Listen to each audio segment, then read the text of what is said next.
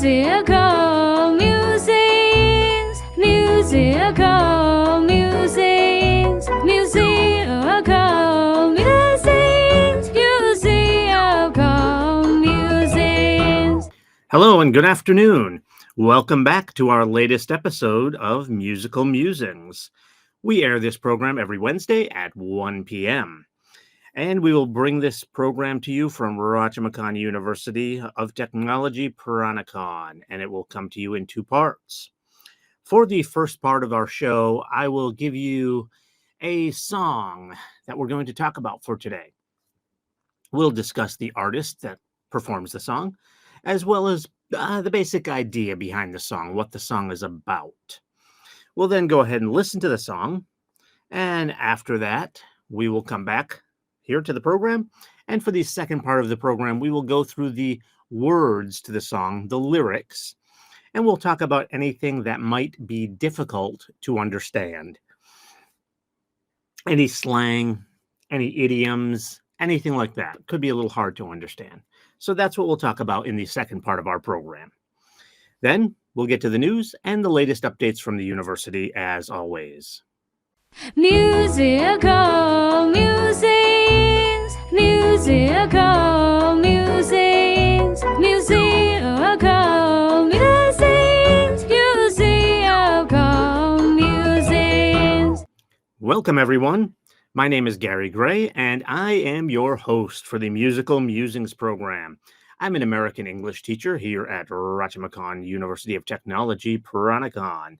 I have been teaching here for about 7 years, and I like to incorporate music into my classroom sometimes.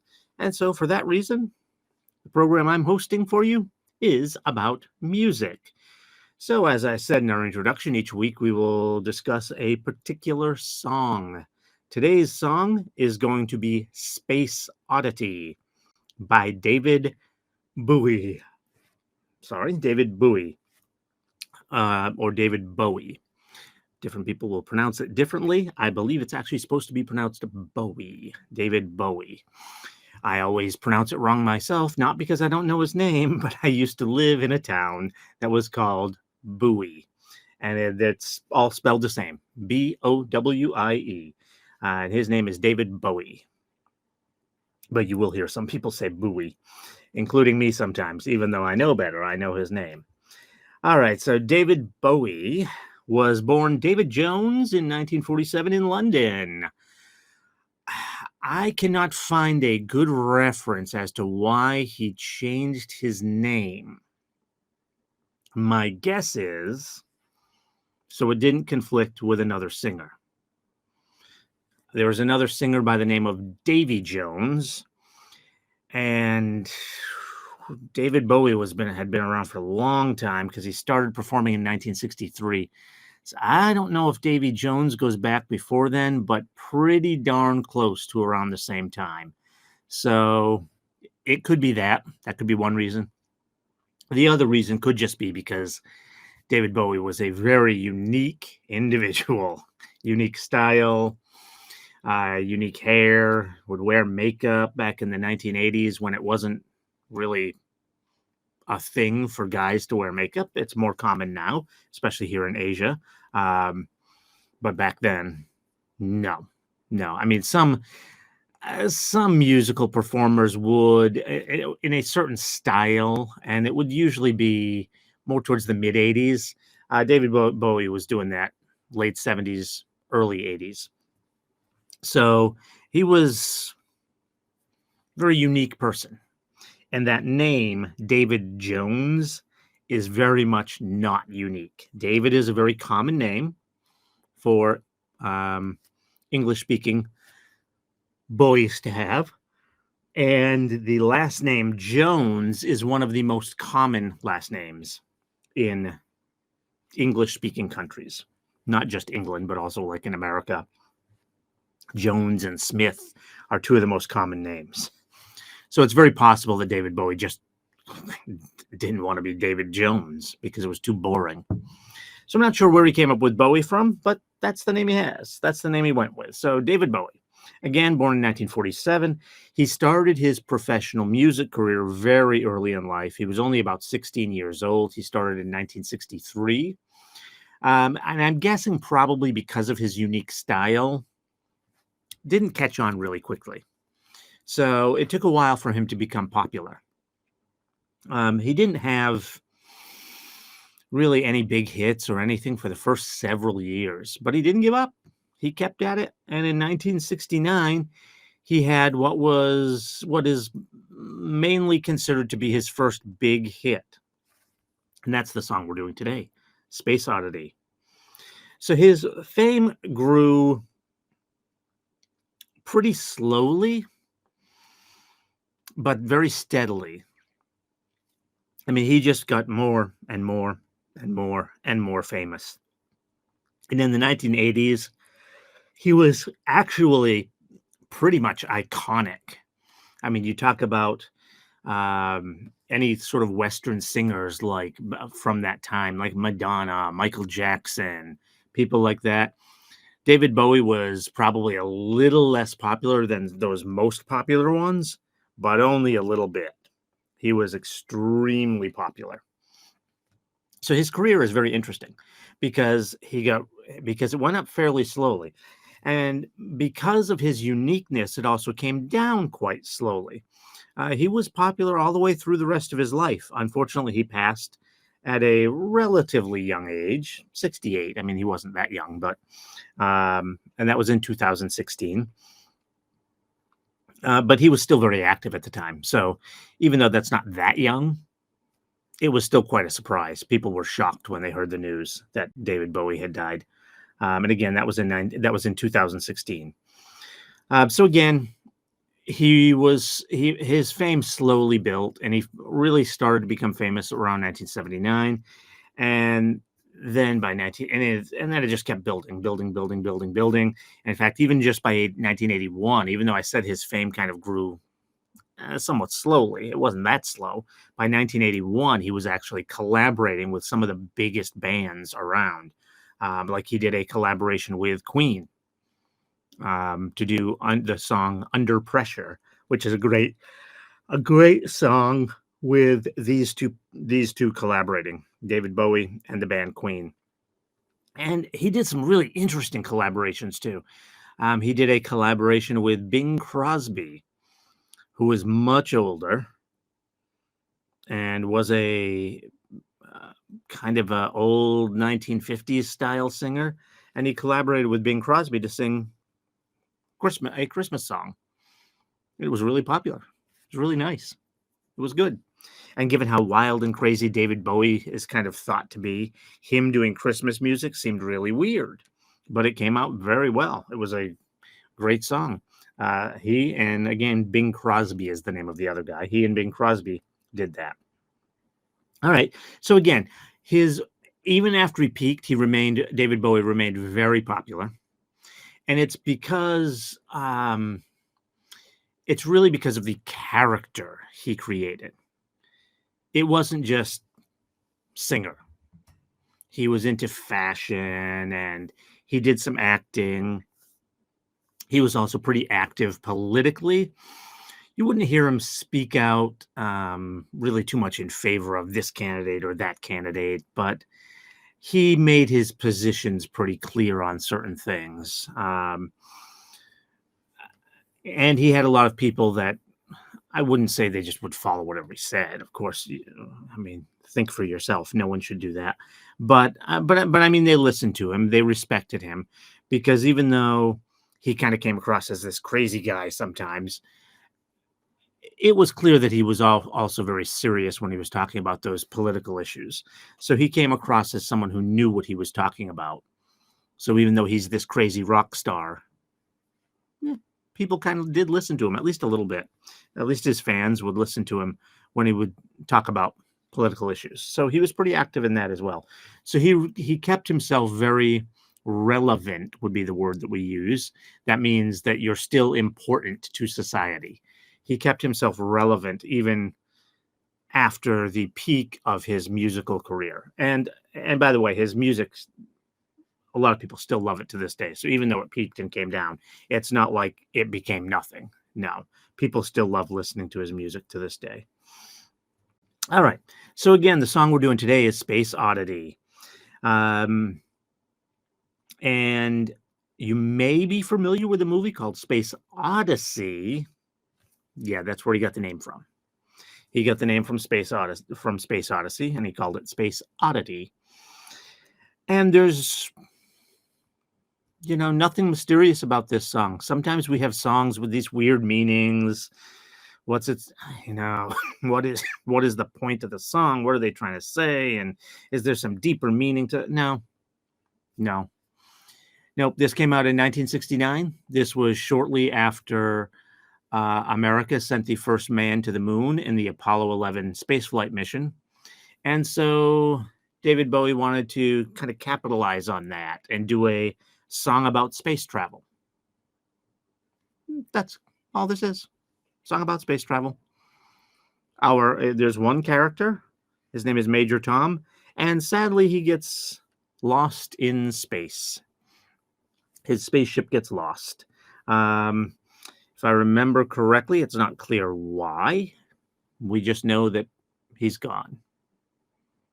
So he's communicating to the ground, and something goes wrong. And so that's it. And I think, let me see, I have to review the lyrics again, even though I know this song very well. I forgot a couple of the lines. I believe he actually gets lost outside of his spaceship. So he's kind of doing a spacewalk, and then he floats away.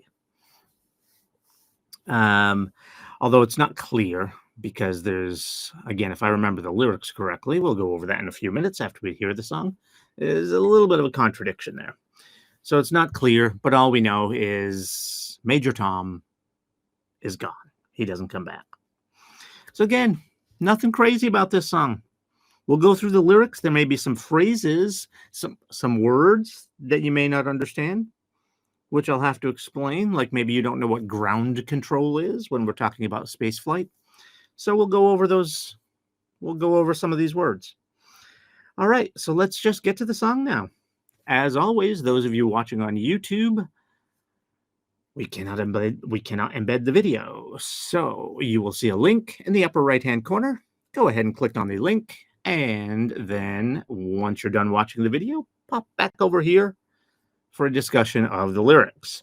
And if you're listening some other way, streaming or on the radio, you should be just fine.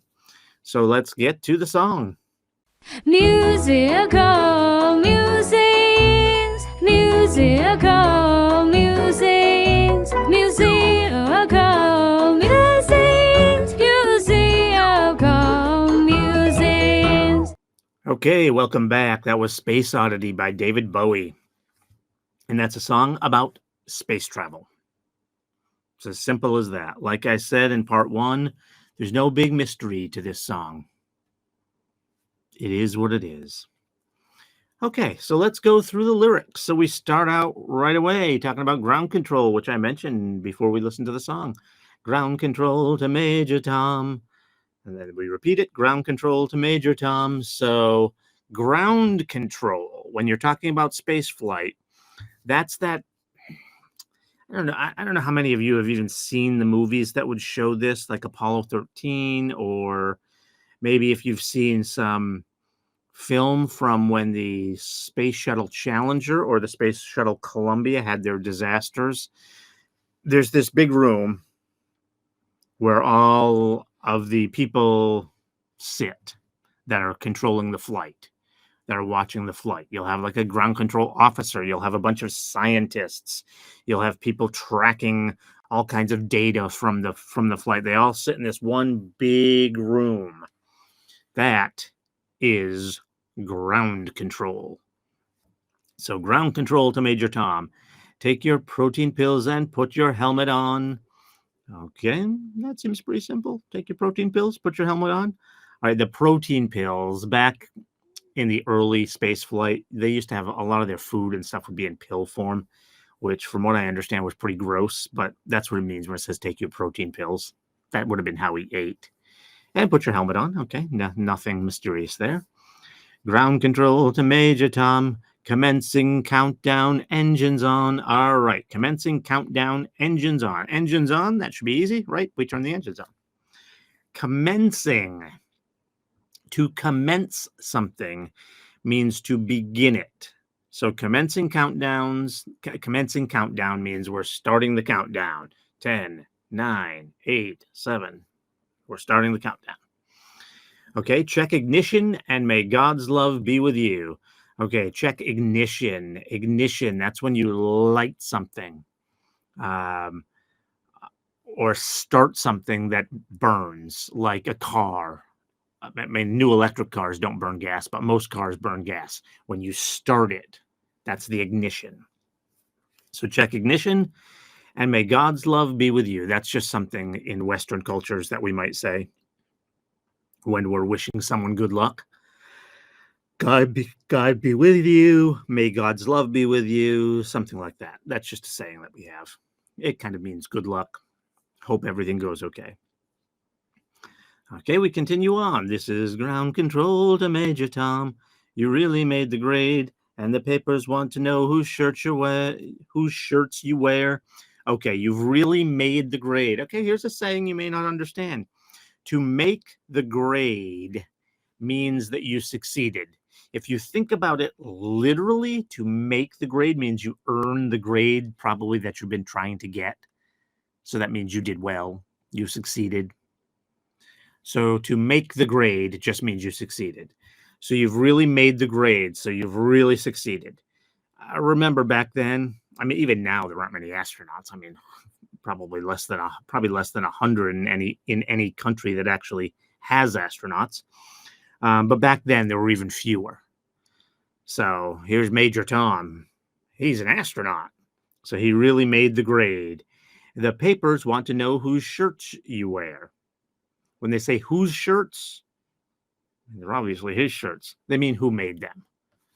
Because, you know, he's famous now. Major Tom, he's this astronaut. The astronauts were really famous back then. They were like superstars. They went and walked on the moon. Neil Armstrong, first man to walk on the moon. They were very famous. So they want to know everything about them, like who makes your shirts.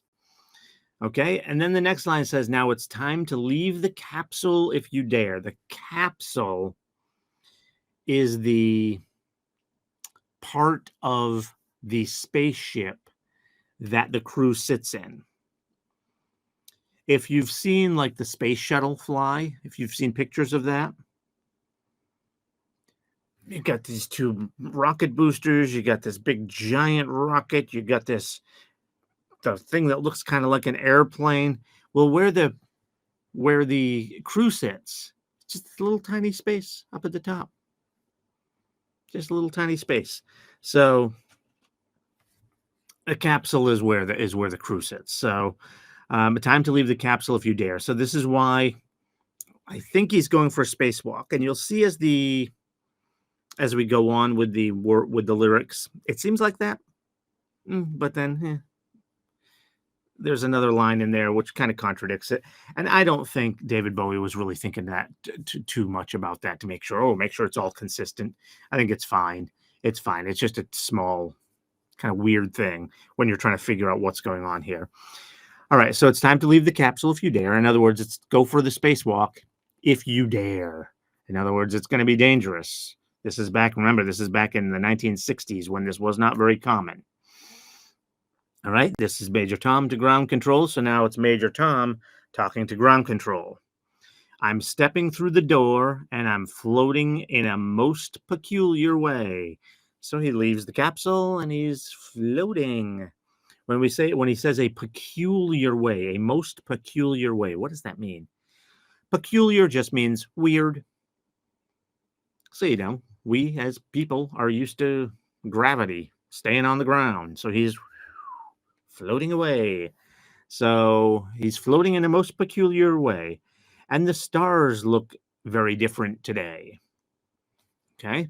When you look at the stars at night, you're looking at them through our atmosphere, through the air of the earth. The air that surrounds the earth is not perfectly clear. I mean, if you're in Bangkok, it's a lot of times it's terrible. But even on the clearest day in Bangkok, it's not really clear. So when you're outside the atmosphere, up in a spaceship, the stars are going to look a lot brighter and clearer. So the stars look very different today. Then this next line is why it's a little confusing whether or not he's doing the spacewalk. Because he says, "For here am I sitting in a tin can." Oh, first of all, what does it mean, tin can? Tin can is kind of it's a cute way of describing either a spaceship or even an airplane. Sometimes people will call an airplane a tin can because tin is a very thin metal. They don't seem like it can stand up to the pressure and forces and everything like that. Like an airplane is very thin. The aluminum on the airplane is very thin. But he says he's sitting in the tin can, which means he's sitting in the spaceship. Tin can is a cute way of talking about the spaceship. So it says, "Here am I sitting in a tin can, far above the world. Planet Earth is blue and there's nothing I can do." Okay. So he's far above the world. The Earth looks blue. Nothing for him to do. He's just sitting there in the tin can. Okay. And we continue on. "Though I'm past 100,000 miles, I'm feeling very still." In other words, she's moving quickly, but out in outer space, there's no air. There's not going to be any air resistance, no sound of the wind blowing by. So, and there's no turbulence. When you're flying in a plane, if the air is not smooth, it'll bump up and down. No. So he feels very still, just quiet, even though he's moving quickly and he's hundreds of thousands of miles away from Earth. "And I think my spaceship knows which way to go." Okay, so he thinks the spaceship knows where it's going, and it kind of does. When they launch it in the direction it needs to go in. A lot of the controls are done by ground control. Certainly on these spaceships, there's always more than one person. It's not just going to be Major Tom, but they do have a pilot. So there are definitely some maneuvers that someone on the spaceship needs to do.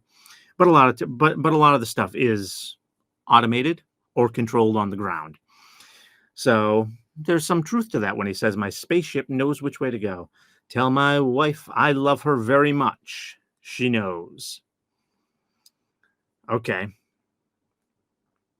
So this is our first sign where there's trouble. I mean, you might say, "Tell my wife I love her." You might say that. But usually you say that like when you're afraid you're not going to see her again. And indeed, we continue on. It says, "Ground control to Major Tom." So now it's back to ground control, speaking up to him. "Your circuit's dead. There's something wrong." So they can tell from their monitor. Like I said, they monitor all the instruments. So not clear what circuit they're talking about, but something's out. Something died on the ship. Then they would just repeat. So the circuit, I don't know if you know what a circuit is, but sometimes if you turn on too much electricity in your house, everything will go out. You have to go to a panel on the wall and flip a switch. That's a circuit. That's your circuit board. That's a circuit. So your circuit's dead. So power went out. So something's wrong. And then ground control continues. They say, "Can you hear me, Major Tom?" And they repeat that. So obviously he's not responding. So then we go back to Major Tom, although it doesn't seem like he's talking to them. And he just repeats, "Here am I floating round my tin can, far above the moon. Planet Earth is blue and there's nothing I can do." So now this idea of "there's nothing I can do" takes on a kind of more scary note. Before it sounded like he was saying, "There's nothing I can do." In other words, just sit back, relax. Planet Earth is blue. We're just watching. Now he's saying, "Oh, I'm in trouble. Nothing I can do about this." And that's pretty much how the song ends. So it's kind of a sad song. Seems like we lose Major Tom, but the music is really cool for this song, especially back from when it came out, 1969. It's really pretty progressive for its time. When I listen to that song, sounds like something that could be 70s or even 80s, maybe even early 80s. It's a little hard. The music is a little bit is so unique that it's a little hard to figure out when it comes from. But I would have said 70s to early 80s, and it's actually late 60s, 1969. So it's a really good song. And like I said, the music is really good, even though the story, I guess, is a little bit sad. All right, so that's it for that song. So again, talking about David Bowie. Like I said, he was really a massive star in the 80s, even though his popularity kind of grew slowly. Like I said, he started as a musician, professional musician, in 1963 when he was only 16 years old. Actually, I don't even know if he had his birthday yet, so he might have been 15 when he started. I don't know, 15 or 16. But he had no hits, nothing, till about 1969. And this was the song, Space Oddity, that kind of put him on the map. So he really came to fame in the 1970s. You could say 69. That's when this song came out. But it was really in the 70s where his fame built. And I would say he probably peaked in the 80s. It's a little hard to say exactly where his peak was because he was so popular for so long. Like I said, when his popularity kind of faded, it faded really slowly. Even through the 1990s and early 2000s, he was still quite popular. His music was popular. But the reason I put it probably early to mid 80s as far as his peak is he had a really good image. And so MTV came out in the early 1980s. And he was in one of the very first commercials for MTV. And so he was shown a lot. He had a great image for MTV. And that's also the same time when he did his collaboration with Queen, when he did Under Pressure. So I would say probably the peak of his popularity was the early to mid 80s. But he was really popular from 1970 pretty much until he died in 2016. But as far as really popular, maybe up until about 2000. But again, even after 2000, I mean, he was still popular, just not at the same level. All right. So with such a long career, you'd expect there to be tons and tons and tons of just huge hits. But again, he was iconic for more than just his music. So don't get me wrong. He had a lot of great songs. But there's really only a few that were huge. Space Oddity, Under Pressure, which he did with Queen, Young Americans, Fame. So go and check out those songs by David Bowie. You really should listen to more of his work. Like I said, he was an iconic musician, one of the biggest from the 1980s. As I said, if you were to talk about people like Michael Jackson and Madonna, he would be pretty much right up there. Maybe just a little bit below them, but not much. Not much. He was very popular. All right. Oh, another one of his popular songs was Let's Dance. I forgot about that one. I meant to mention that one. So go check out his music.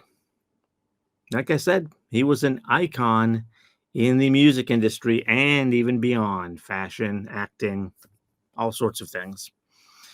All right. Thank you for joining us for today's Musical Musings program. Please stay with us and make sure you tune back in next week where I will bring you another great song. Also, don't forget to subscribe to our channel. Thank you. Musical musings, musical